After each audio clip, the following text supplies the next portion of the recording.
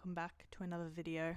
If you are familiar with my AFL content, I typically do round reviews and tip predictions. Today I need an outlet. When you follow a sport your whole life and it becomes a part of your personality eventually, unfortunately, sometimes you just need to vent about how shit they are. Like the last week, I thought about doing a review video and I was like, I'm so tired with work and with cooking and cleaning. I just don't think I have the energy to bitch and moan about the football. And then Port Adelaide came into the picture and all of a sudden I'm angry. I was angry last week. I was fucking fuming last week at King's birthday. I wholeheartedly think Melbourne were robbed. Wholeheartedly. You know that the umpiring is bad when I have one-eyed Collingwood supporters telling me that I was robbed. And my partner, who knows nothing about the rules of the game, thought that it was very one-sided. That's not right. That's not normal. But at the end of the day, as much as I want to blame umpires, we are the problem. This football club has a fucking issue when it comes to kicking through the sticks. Honest to God, I want to go down to Casey Fields, where they train, or Gosh's paddock, and line one up. How do we have one guy that can kick and it's Cozzy? Granted. Hang on. Hold your horses. Rui kicked 2 against Port. He was leaping, he was leading. It's just that we didn't kick it to him. Melbourne have a forward 50 issue. We don't kick to the forwards. If we do kick to the forwards, they're behind their defender. And if we mark it, we miss the sticks. What the fuck? You know what I mean? I go to work. I'm listening to it. I go to the bathroom while I'm at work. I turn it on while I'm on the dunny. While I'm on the toilet, I'm watching it. I'm like, oh, holy shit. Bailey Fritsch, 30 metres out, almost directly in front. What could possibly go wrong? Everything went wrong. We kick ourselves out of games constantly. We are our own worst enemy. I'm watching them around the ground.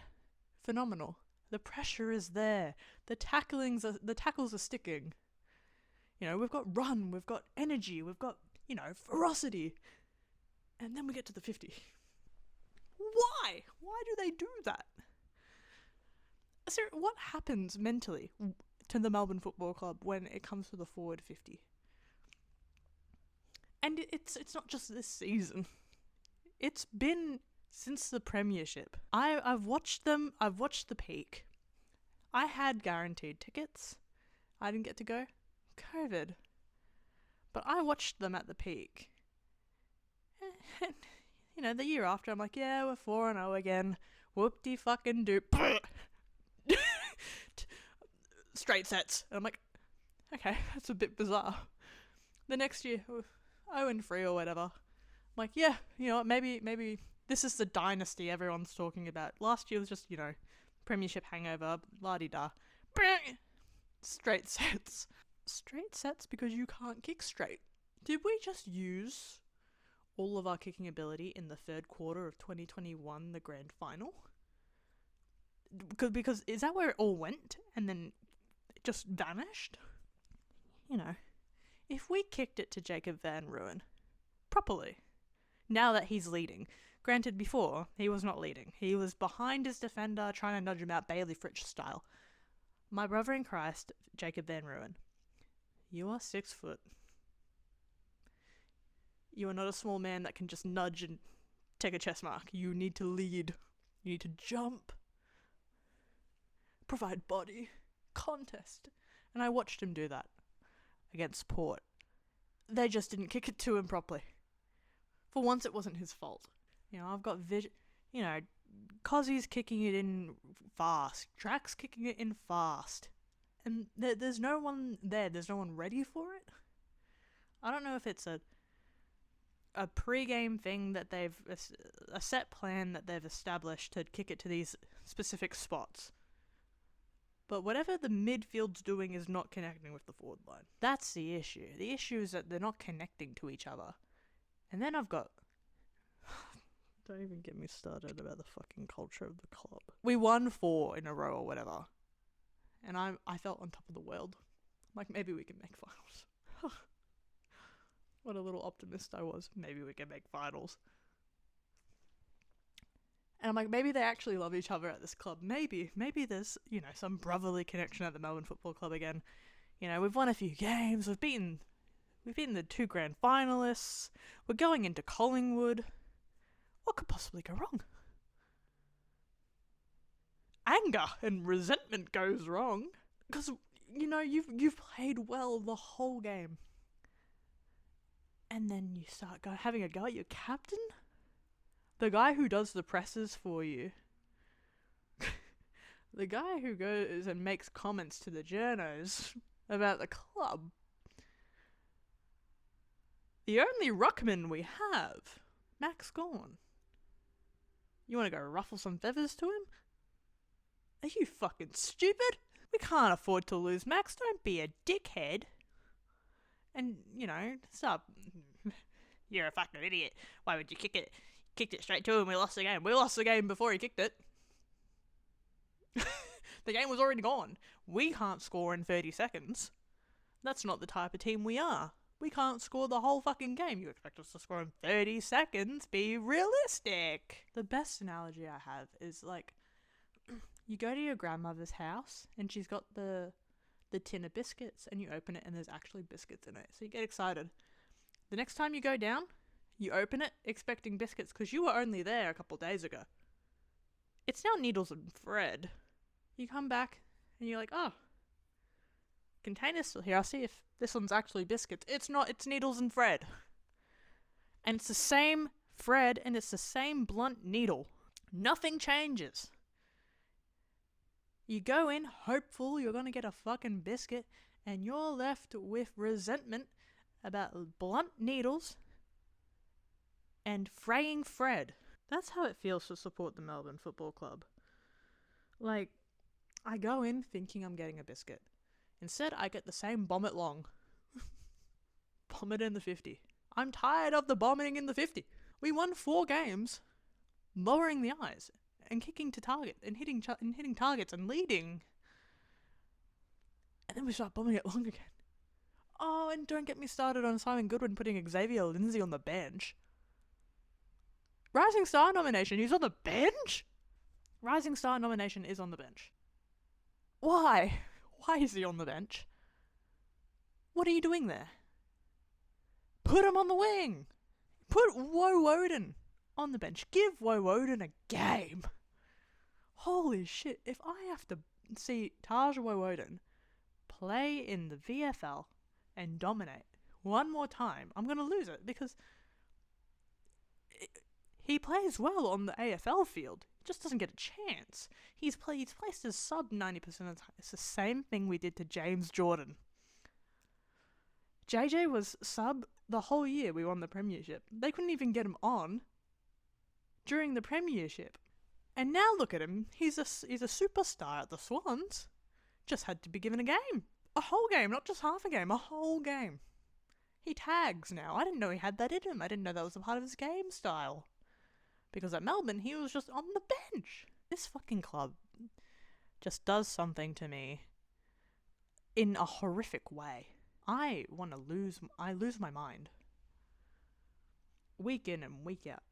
And I just needed to get it out of my system.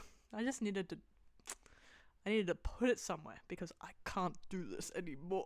The season's done. Put Woden in. Someone get Kalani White on the fucking roster.